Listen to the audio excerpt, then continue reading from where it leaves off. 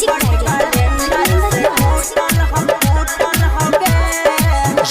By Sargam studio Bodhgaya. नया नया सील हमर तोड़ देले रे, जैसे तैसे काके सब छोड़ देले रे। नया नया सील हमर तोड़ देले रे, जैसे तैसे काके सब छोड़ देले रे। तोरे आगे पीछे बगले से टूटल होगे, तोरे आगे पीछे बगले से टूटल होगे, तोरे सिलबट कैलेंडर से कूटल होगे, तोरे सिलबट कैलेंडर से कूटल होगे।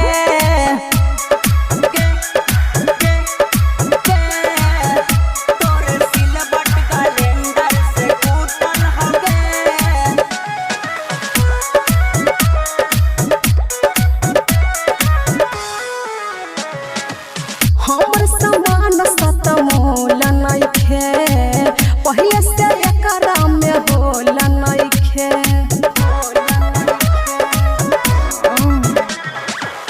कोरी के ओरी कैसे करिया होगे, लगा हो तोरा भीतर मरिया होगे।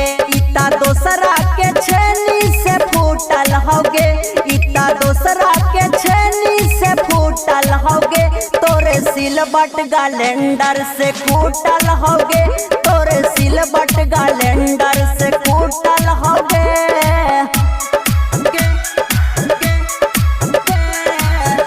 तोरे सिलबट कैलेंडर से कूटल होगे। म्यूजिक डायरेक्टर धर्मेंद्र राजेश धर्मेंद्र बयान रोधा जी, नवरियारी से दलोड जी।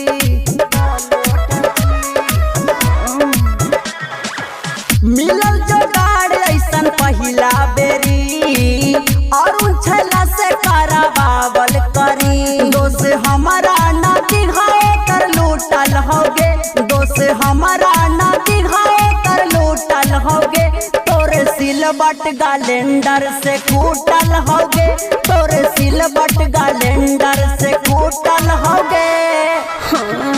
नया नया सील हमर तोड़ देले रे, जैसे तैसे काके सब छोड़ देले रे। तोरे आगे पीछे बगले से टूटल होगे, तोरे आगे पीछे बगले से टूटल होगे, तोरे सिलबट कैलेंडर से कूटल होगे,